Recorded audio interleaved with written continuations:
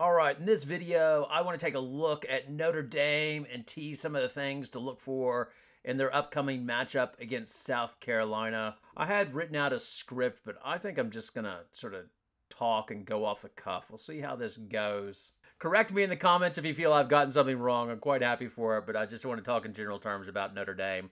First of all, they seem to be building steadily since Ivey took over from Muffet McGraw, who retired in April 2020. Now, McGraw was 13-18 when she retired. Ivey went 10-10 her first COVID year, then 13-8, and then last year they made the jump, going 27-6. She was named the ACC Coach of the Year.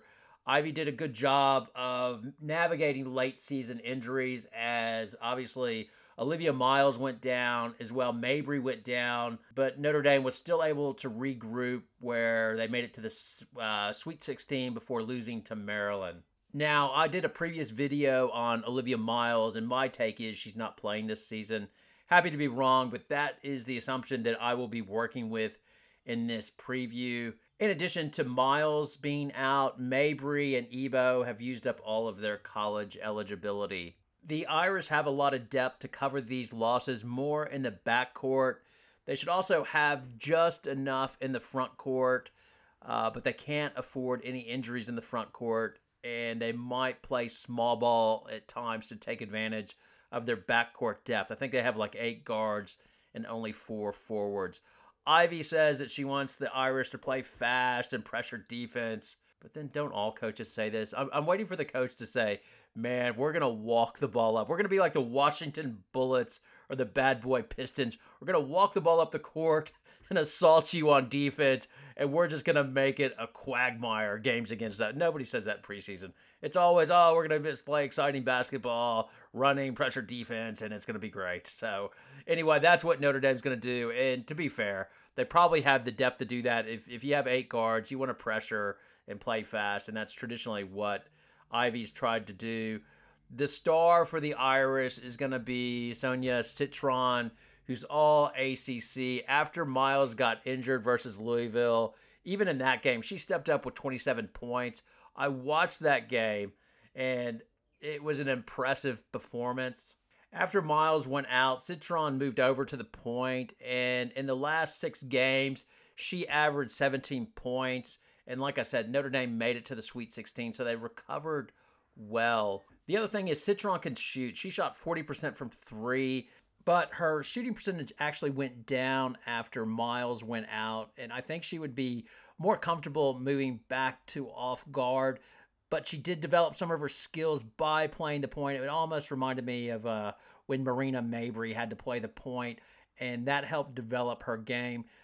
But I think Ivey will be looking for or hoping that number one point guard recruit in the nation, number 5 overall in the nation recruit, Hannah Hidalgo, will be able to step up and take over the point guard duties as a freshman.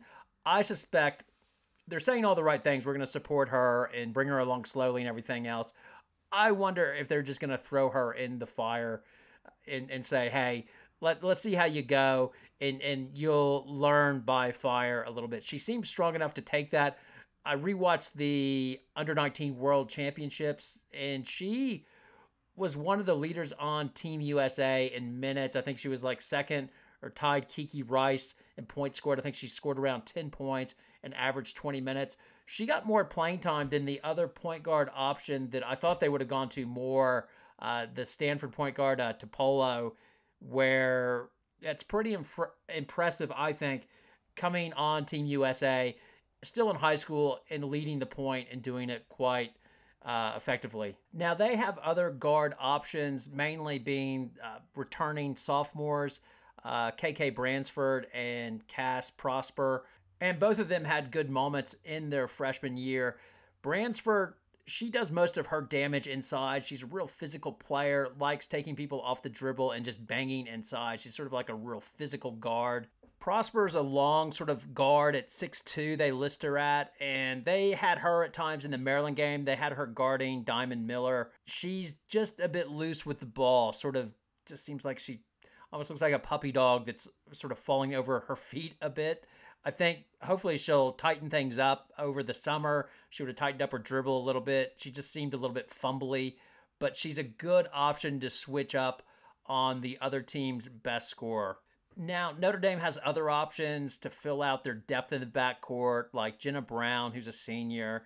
She can give maybe a few minutes. They have incoming freshman Emma Risch, and she's 6'1", and she is a shooter.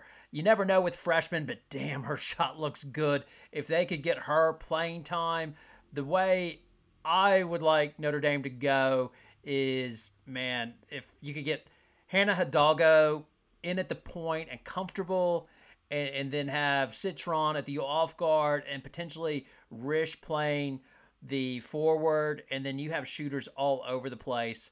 And I like that. And then not to mention, we haven't talked about the forwards, but that's the situation with Notre Dame is up front. They should have enough depth, but they are thin up front. So they have two pillars up front, which are Maddie Westbelt and Kylie Watson. Now, Westbelt, I think she's second team all ACC. She just has a good all-around game. She can shoot, handle the ball, and just a dynamic four. She's big. She's 6'3". And then with Kylie Watson, she came in from Oregon last season, and Ivy is really high on her this season. She started last season, but feels like a year in the system, and she's just in really good shape, and expects her to be the most improved player for Notre Dame this season. They have a little bit of depth back front, or basically Becky Abimina, who transferred from Pepperdine as well. Senior Natalia, or Nat Marshall, who's 6'5", so she's a real big. Abimina is 6'2", so they can spot fill in.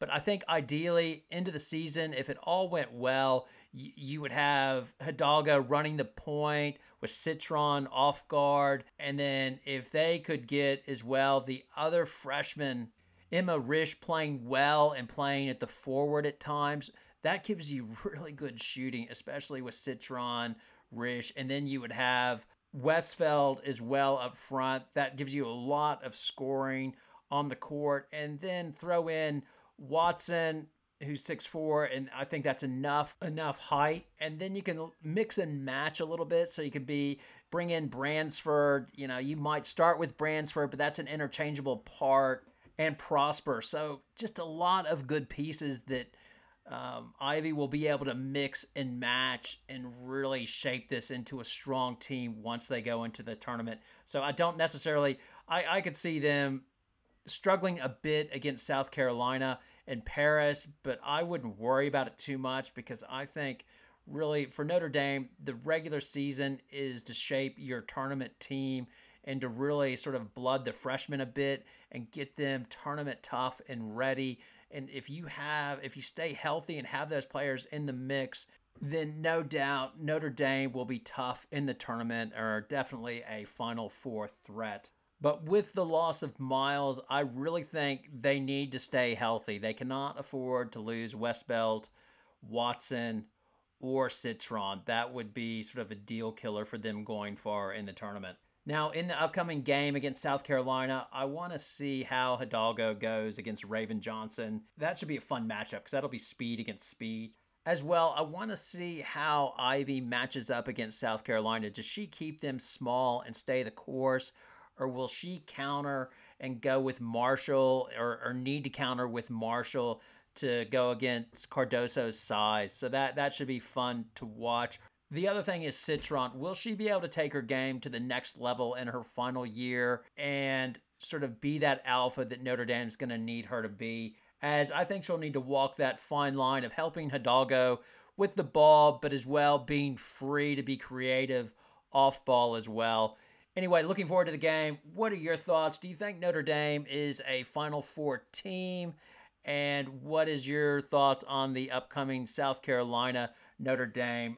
I think South Carolina will get it and probably win by about 10, but who knows? But I think the main goal for the Fighting Irish in this game is just get the rookies or freshmen in there, get them acclimated, and win the big picture, getting them ready for tournament time. And if that means like an opening loss to South Carolina, Hidalgo having to take a few lumps versus South Carolina. I think they're happy to do that. Anyway, again, your comments, Poison is welcome below. Good night.